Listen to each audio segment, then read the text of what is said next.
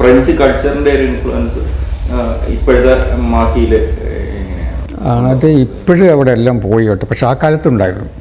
ആ കാലത്ത് നമ്മൾ റോഡിൽ കൂടെയൊക്കെ കടന്നു പോകുമ്പോഴൊക്കെ പെന്നെല്ലാം കാണുമ്പോൾ എൻ്റെ കുട്ടിക്കാലത്തൊക്കെ ഞാൻ പോകുമ്പോൾ പിന്നെ ഒരു അധ്യാപകരൊക്കെ നമ്മൾ വിഷ് ചെയ്യുന്ന ഫ്രഞ്ചിലായിരിക്കും. ബോൺഷൂർ എന്നൊക്കെ. ബോൺഷൂർ എന്ന് പറഞ്ഞാൽ ഗുഡ് മോർണിംഗ്. അങ്ങനെ പിന്നെ ഇപ്പോഴും ഉണ്ട് അവിടെ. ഇത്രയും വർഷം കഴിഞ്ഞിട്ട് മാഹിയിലെ പിന്നെ ഒരു മത്സ്യ തൊഴിലാളിയുണ്ട്. അയാൾ നന്നായിട്ട് ഫ്രഞ്ച് പറയും ഇപ്പോഴും. അയാൾ ഒരിക്കൽ അവിടെ ഒരു ചാനൽ വന്നിരുന്നു ഇങ്ങനെ മാഹിയെ പറ്റി ഇൻ്റർവ്യൂ ചെയ്യാനൊക്കെ. എന്നെപ്പറ്റി എന്തെങ്കിലും കണ്ടപ്പോൾ ഞാനിങ്ങനെ ഇങ്ങനെ ഒരാളെ പറ്റി പറഞ്ഞു, ഒരു മത്സ്യത്തൊഴിലാളി ഫ്രഞ്ച് പറയുന്ന ആളുടെ. അപ്പോൾ ഇവർ അയാളെ കണ്ടുപിടിച്ചു കേട്ടോ. അയാൾ കടപ്പുറത്ത് പിന്നെ അവിടെ ഒരു തോണിയുണ്ട്, അത് ചാരി ഇങ്ങനെ ഇരിക്കുകയാണ്, നമ്മുടെ ചെമ്മീനിലെ പരീക്കുട്ടി കിടക്കുന്ന പോലെ. ആ തോണിയിൽ ചാരി ഇങ്ങനെ ആകാശം നോക്കി കിടക്കുകയാണ്. അപ്പോൾ ഈ ചാനലുകാരോട് സംസാരിച്ചു. അപ്പം ഫ്രഞ്ച് അറിയാമെന്ന് വെച്ചു. ഇയാൾ ഫ്രഞ്ചിലും കൂട്ട് സംസാരിക്കാൻ കേട്ടോ. ഇയാൾ അൽബേർ കാമിൻ്റെ കാര്യമൊക്കെ പറയുന്നത് ഈ മത്സ്യത്തൊഴിലാളി. അപ്പം അങ്ങനെയാണ് ഇപ്പോഴും അങ്ങനെയുള്ള ആളുകൾ. ഇപ്പം ചില പ്രായമുള്ള മയ്യജിക്കാരുണ്ട്, അവർ ഫ്രഞ്ച് സംസാരിക്കും. അപ്പം ഇപ്പോഴും പിന്നെ ഇവരൊക്കെ രാവിലെ മീൻ മേടിക്കാൻ പോകും. ഈ ഫ്രഞ്ച് പൗരന്മാരാണ് അവർ. നമ്മളെപ്പോലുള്ള ആളുകൾ, പക്ഷെ ഇവർ ഫ്രഞ്ച് പൗരന്മാരാണ്. ഫ്രഞ്ച് പെൻഷനൊക്കെ വേണം. അപ്പോൾ ഇവരൊക്കെ അവിടെ പെണ്ണ ചിലപ്പോൾ കണ്ടു കഴിഞ്ഞാൽ ഉടനെ ഫ്രഞ്ചിൽ സംസാരിക്കും ഈ മീൻ മേടിക്കാൻ പോകുന്നത്. അതുകൊണ്ട് ആ ഒരു കൾച്ചർ ഇങ്ങനെ തുടരുന്നുണ്ട്. 400 പേരാണ് ഉണ്ടായിരുന്നവരന്ന് മാഹിയിലെ പൗരന്മാർ, ഫ്രഞ്ച് പൗരത്വം സ്വീകരിച്ച പിന്നെ മയ്യശിക്കാർ. അവരൊരു പ്രത്യേക ഒരു ക്ലാസ്സായിട്ട് പിന്നെ അവരുടെ ജീവിതം തുടരുന്നുണ്ട്. ഇപ്പോഴും അവരൊരു നഷ്ടബോധത്തോടെയാണ് ഈ ഫ്രഞ്ച് ഒരു റെമനൻസ് ഒക്കെ ഇപ്പോഴും സൂക്ഷിക്കുന്നത് അങ്ങനെയാണ്. അല്ല, അവരൊക്കെ പിന്നെ സംഭവിച്ചത് അതൊരു വലിയൊരു കഥയാണ് ഈ പറയുന്നത്. അതെങ്ങനെയാണെന്ന് വെച്ചാൽ 400 പേരെന്ന് പറയുന്നത് അന്ന് മാഹിയിൽ ജനസംഖ്യ വളരെ കുറവായിരുന്നു. ഇപ്പോഴും 40,000. എനിക്കൊന്ന് ഫ്രഞ്ചുകാർ പോകുന്ന സമയത്ത് 56 അത്രയൊന്നും ഇല്ല, വളരെ കുറച്ച്. അന്ന് 400 പേര് വലിയൊരു, അതിൻ്റെ ആനുപാതികമായിട്ട് വലുതാണ് 400 പേരെന്ന് പറയും. അപ്പോൾ എന്താ സംഭവിച്ചതെന്ന് വെച്ചാൽ ഇപ്പോൾ അവിടെ ഈ മാഹി എന്നുള്ളത് പിന്നെ അത് ഫ്രാൻസിൻ്റെ ഭാഗമല്ലേ.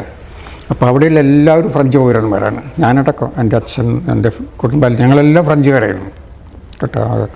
ഫ്രഞ്ച് പൗരന്മാരായിരുന്നു. ഫ്രഞ്ചുകാരെന്ന് പറയാൻ പറ്റില്ല, ഫ്രഞ്ച് പൗരന്മാരായിരുന്നു.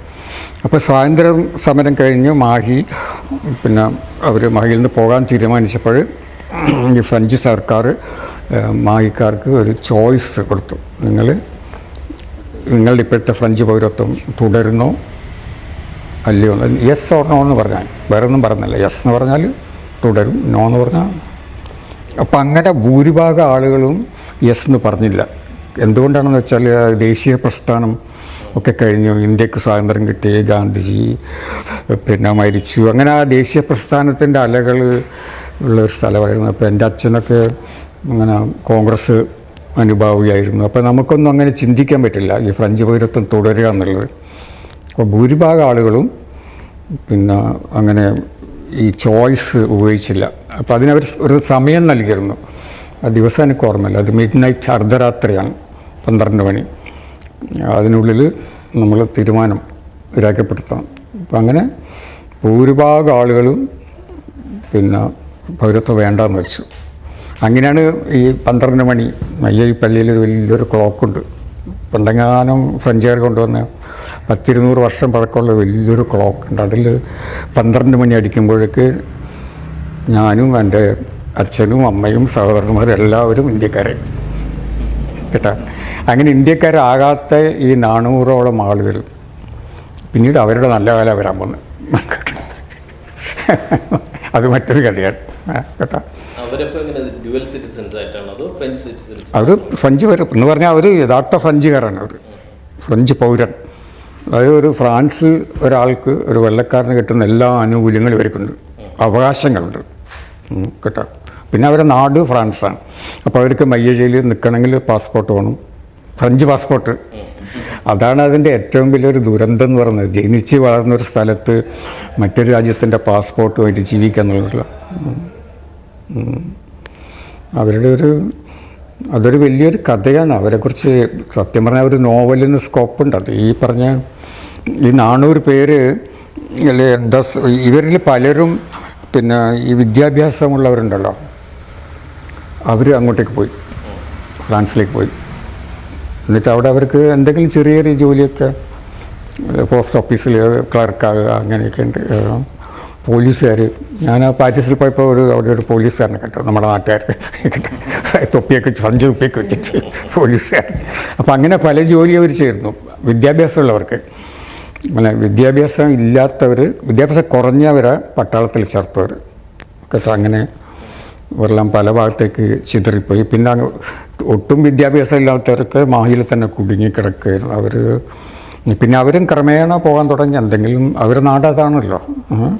അപ്പോൾ അവിടെ പോയി കഴിഞ്ഞാൽ ഒന്നുമില്ലെങ്കിൽ അവർക്ക് അൺഎംപ്ലോയ്മെൻറ്റ് പെൻഷൻ കിട്ടും. അത് വലിയ പൈസയാണ്.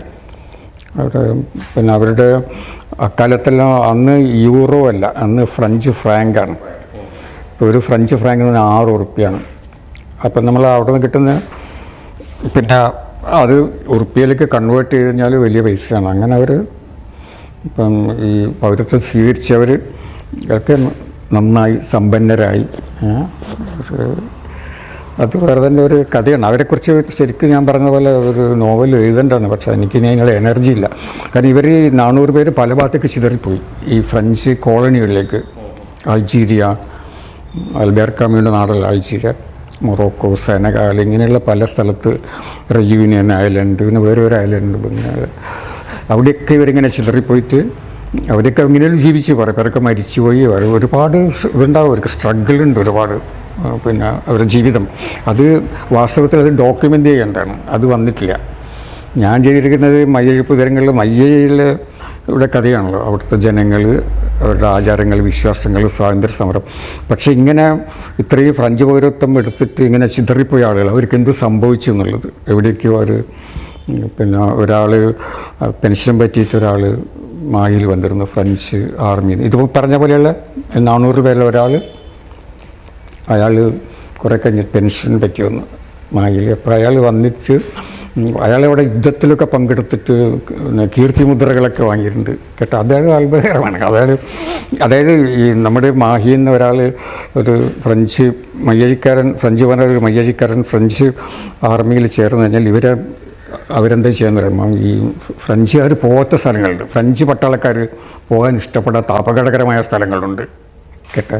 ഈ ജിബൂട്ടി എന്നൊക്കെ പറഞ്ഞ എല്ലാ സ്ഥലങ്ങളൊക്കെ ഉണ്ട് ആഫ്രിക്കയിൽ. അവിടേക്ക് അക്കാലത്തെല്ലാം